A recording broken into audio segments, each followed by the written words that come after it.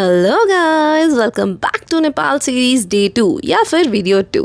अगर आपने डे 1 वाला वीडियो मिस कर दिया है जिसमें हम दिल्ली से काठमांडू आए थे तो उसे ज़रूर देख लेना, बिकॉज हम ऑलरेडी काठमांडू पहुंच चुके हैं और आज का दिन होने वाला है पूरा स्पिरिचुअल, कल्चरल और थोड़ा सा फूडी टाइप।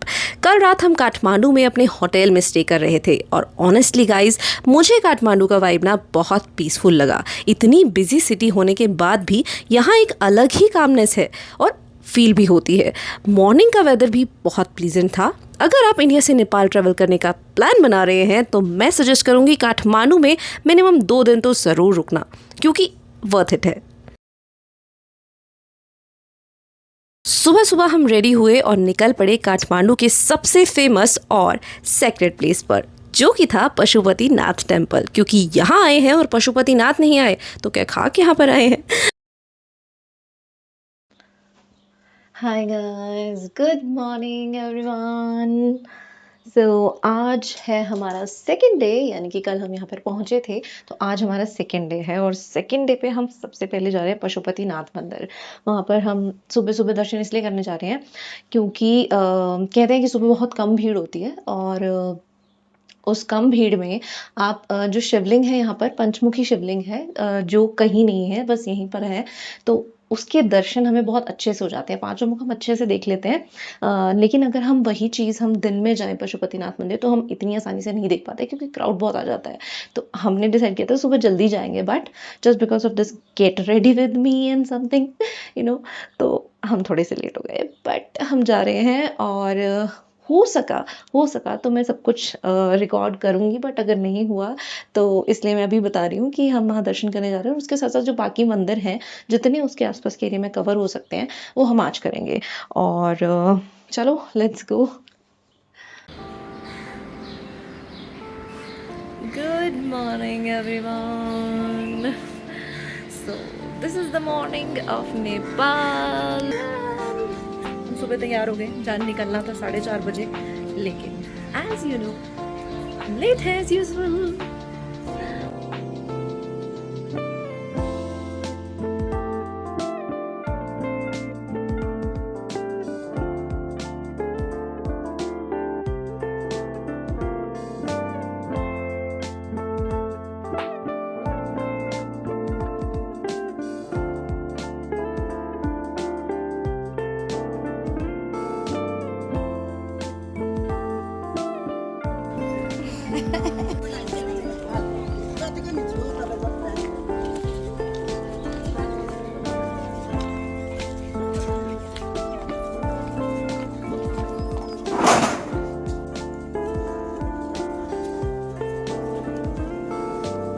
पशुपतिनाथ टेम्पल बहुत ही फेमस है गाइस।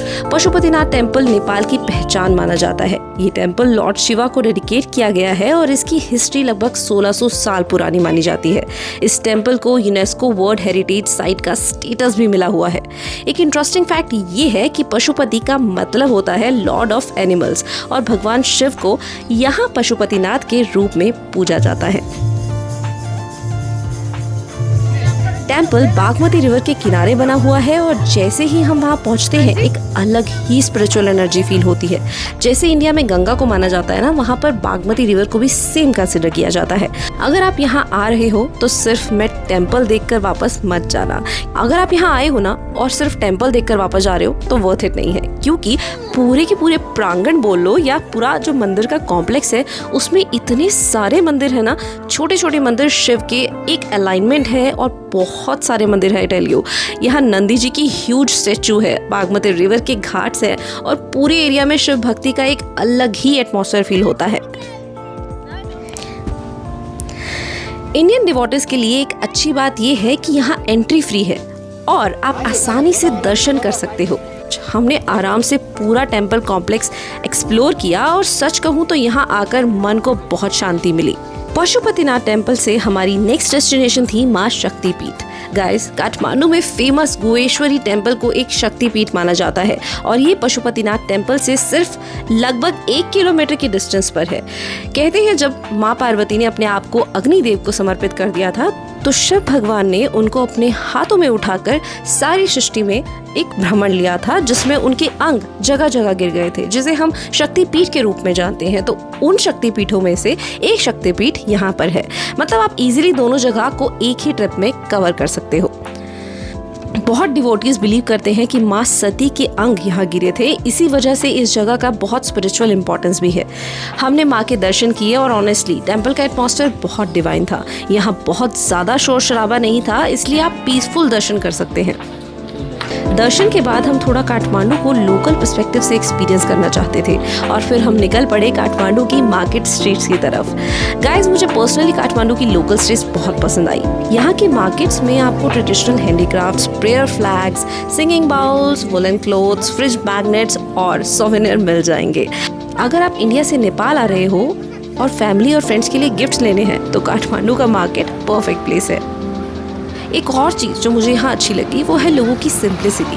नेपाल के लोग बहुत ही हम्बल और फ्रेंडली हैं। अब इतना घूमने के बाद भूख लगना तो भाई ऑब्वियस था, तो हमने डिसाइड किया कि चलो अब नेपाल के लोकल फूड को ट्राई किया जाए। गाइस, नेपाल का नाम आते ही सबसे पहले मोमोज याद आते हैं और बिलीव मी, यहाँ के मोमोज का टेस्ट अलग ही लेवल का था।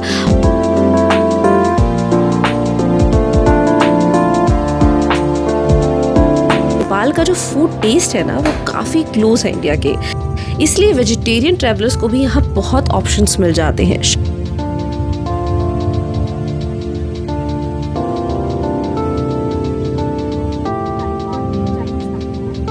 Now you might be thinking कि हम कहाँ जा रहे हैं, तो लेट मी टेल यू, हम जा रहे हैं एक और मंदिर एंड दिस मंदिर is something special, something unique and something on the top. हम जा रहे हैं डोलेश्वर महादेव मंदिर। इस मंदिर की ना बहुत ज़्यादा मान्यता है गाइस। जैसे केदारनाथ, पशुपतिनाथ की है ना, वैसे ही तीसरा डोलेश्वर महादेव को भी माना जाता है। कहते हैं इन तीनों मंदिर के अगर आपने दर्शन कर लिए तो शिव की असीम और अहम कृपा आपको प्राप्त होती है।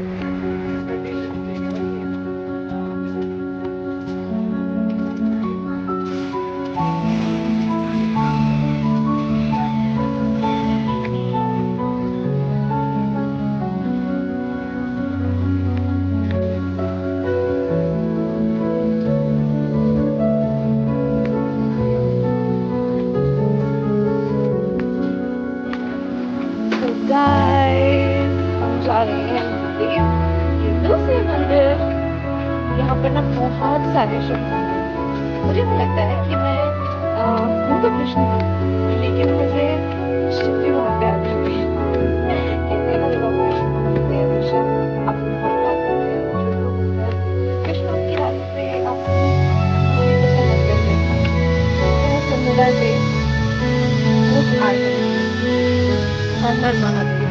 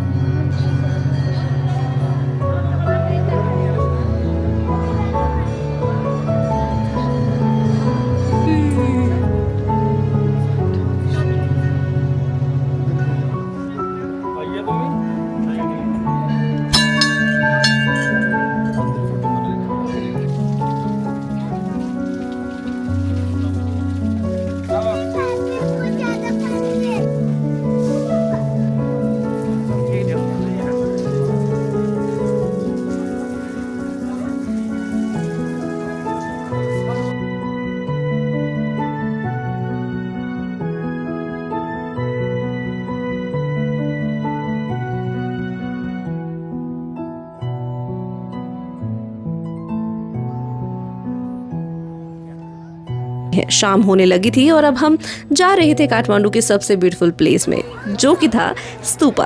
जी हाँ, the perfect time to visit stupa. हम बुद्धनाथ स्तूपा पहुंचे और गाइस इवनिंग के टाइम यहाँ का एटमॉस्फेयर लिटरली मैजिकल था। so guys, बुद्धनाथ स्तूपा दुनिया का at सबसे बड़ा बुद्धिस्ट स्तूपा है। और अब हम स्टेयर्स चढ़ रहे हैं। बहुत सारी स्टेयर्स हैं ऊपर, सॉरी बहुत सारी स्टेयर्स हैं ऊपर जाने के लिए। तो अभी हम 1 by 1 करके स्टेयर्स चढ़ रहे हैं and all this stuff here is so good and these tapestries have a separate vibe. Let's go up. Boudhanath stupa दुनिया के सबसे बड़े बौद्धिस्ट स्तूपा में से एक माना जाता है। इसके आसपास प्रेयर व्हील्स लगे हुए हैं और लोग क्लॉकवाइज वॉक करते हुए प्रेयर्स करते नजर आते हैं। यहाँ का पीसफुल एनवायरनमेंट और सनसेट वाइब्स सच में बहुत सुकून देने वाला है। अगर आप काठमांडू आ रहे हो तो मेरी पर्सनल रिकमेंडेशन है कि स्तूपा को इवनिंग टाइम में ही विजिट करना, क्योंकि लाइट्स और एटमॉस्फेयर दोनों बहुत ब्यूटीफुल लगते हैं।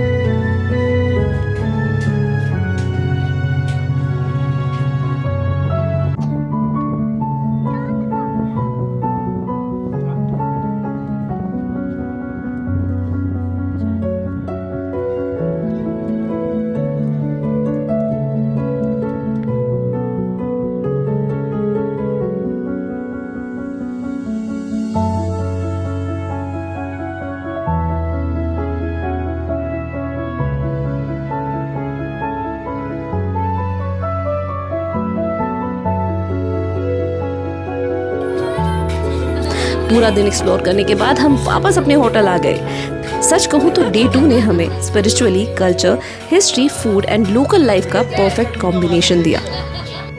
और फिर आ गई डे 3 की morning. Good morning guys, very good morning guys. आज हम काठमांडू को बाय बोलने वाले थे और ऑनेस्टली थोड़ा इमोशनल भी फील हो रहा था, क्योंकि इस सिटी ने हमें बहुत ब्यूटीफुल मेमोरीज दी।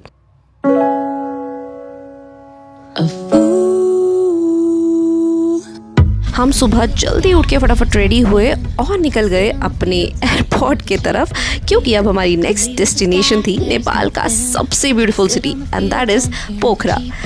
और बिलीव मी गाइस, पोखरा के लिए एक्साइटमेंट ऑलरेडी नेक्स्ट लेवल पर थी। तो काठमांडू चैप्टर ऑफिशियली यही कंप्लीट होता है।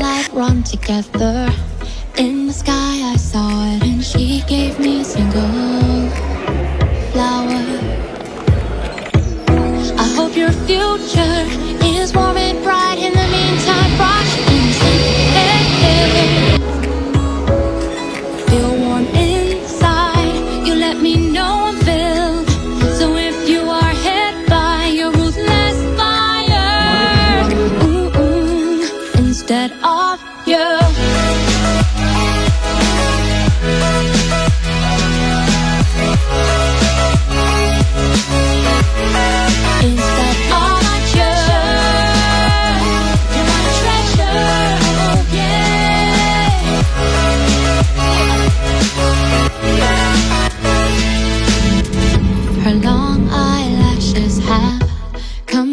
Like mine, it's just like seeing myself.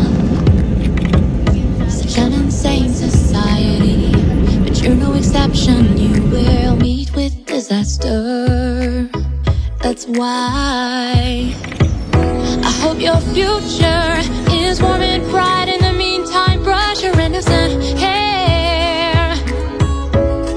Feel warm inside. You let me know I'm filled.